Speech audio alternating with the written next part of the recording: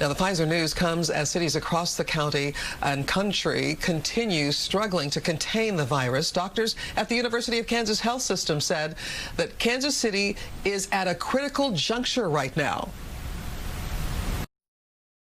As the numbers rise in Kansas City, I get more and more concerned that a total lockdown may be a direction we're going to have to go. What I can tell you is that we're out of beds in Kansas City, and if the numbers continue at the current rise, we will overwhelm our healthcare community.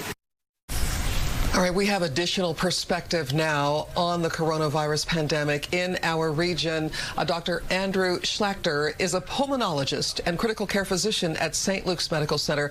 Dr. Schlachter, thank you so much for joining us on Zoom this midday. It's my pleasure. Thank you for having me. All right, you heard what Dr. Stites at KU said. He's worried we might need another lockdown to get this virus under control. He said beds, they're just about out. What's the situation there at St. Luke's? Well, I would echo those sentiments entirely, Cynthia. We are running into a significant issue with healthcare resources. While we are not out of resources at all, we are certainly surging in the Kansas City metro area. And there is an increased price for inpatient beds and ICU beds. And so what's the situation? I mean, are you all out of room? Is there no room, left? Are we that close to a situation where the hospitals just can't take any more patients? Well, I certainly would not want to create any sort of form of crisis or fear. There is certainly the resources here at St. Luke's Health System to take care of you, to take care of your loved ones. But we are certainly seeing a significant uptick of patients with coronavirus and those who require inpatient or even ICU care.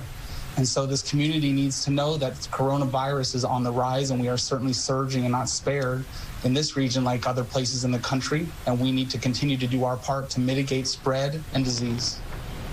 Now, this has got to be a tough strain on the physicians, the nurses, the healthcare workers, the janitors, cleaning staff, everybody involved. What is that piece of the puzzle?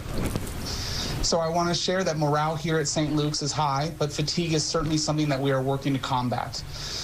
Folks are tired, folks are working very hard. And I think the best advice and the best gift that our community can give to the healthcare workers would be to do their part in trying to mitigate spread. I would agree with some of the restrictions that are being placed in our communities and some of the social distancing practices that are being enforced. And I think the best thing that our community can do to help those that they love in the healthcare force is to do their part to make sure that them and their loved ones don't become one of our patients. So Pfizer and Moderna recently announced their vaccine candidates are over 95% effective. So let's talk about that. Are you optimistic about these vaccines? What are the differences and who can be helped with them? So like everyone else, I am exceptionally optimistic about the potential of vaccinations emerging in America and throughout the world as we move through this pandemic.